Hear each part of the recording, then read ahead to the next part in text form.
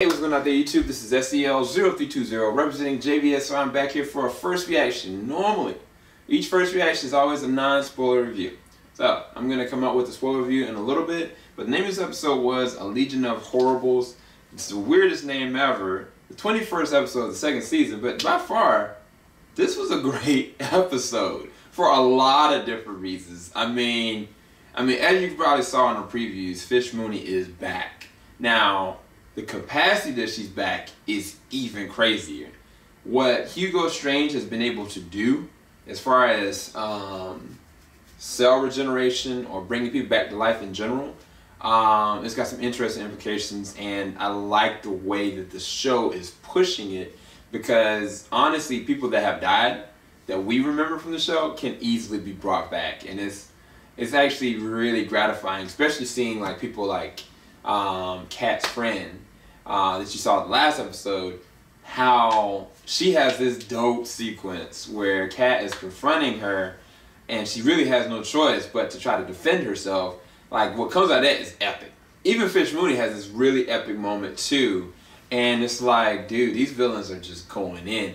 Even Riddler, or dang, yeah, I mean, I can't call Edward any more like Edward Nygma. Like, he is becoming incarnate the Riddler, and I love the way they're actually utilizing this world that's so weird, it's so strange, but they're grounding two different elements. One is they're grounding Gordon as the solidified hero, but then they're grooming Bruce, because when you see the interaction with Hugo Strange and Bruce Wayne, oh my gosh, bro, like, the kid, I don't know why he decided to star in this movie called The Darkness. The movie looked terrible. The trailer looked terrible. Heard it was terrible.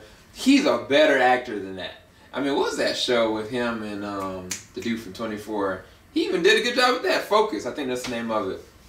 But either way, he does some great emoting and acting and carries himself like somebody that is not only in pain, but knows how to hide it and to utilize it. And then Hugo, he knows how to make people suffer, but knows how to hide it and still make people suffer emotionally in the words that he says. And I was like, the dynamics between him and Bruce in this episode was, oh gosh, it was crazy.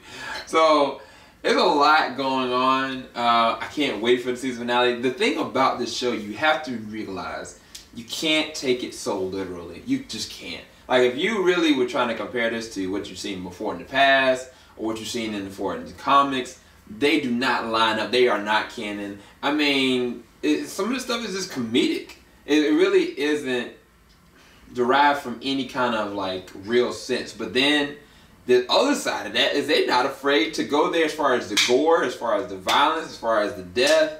So it's unlike any show you've really ever seen. And I never would have guessed the show would mean that much to me. I know that last year Joe is one of his favorite shows, but the more I watch the show, like, the more I'm entertained by it, and the more it's just insanity for entertainment purposes. But I care about these characters, and that means so much. Especially the other shows that I've reviewed, I realized that that's one of the most quintessential things that you need. I mean, even Lucius Fox comes up in this episode. Even like Bruce and Alfred have a deep conversation. Like, I care about these characters, even the villains. Like, I care about the villains. It's so weird. Anyway, I give this episode a 9.5 out of 10. I really enjoyed it. I can't wait for the season finale. Keep it locked. JVS, we ain't gonna stop. Y'all have a blessed one. I'll be right back. Peace.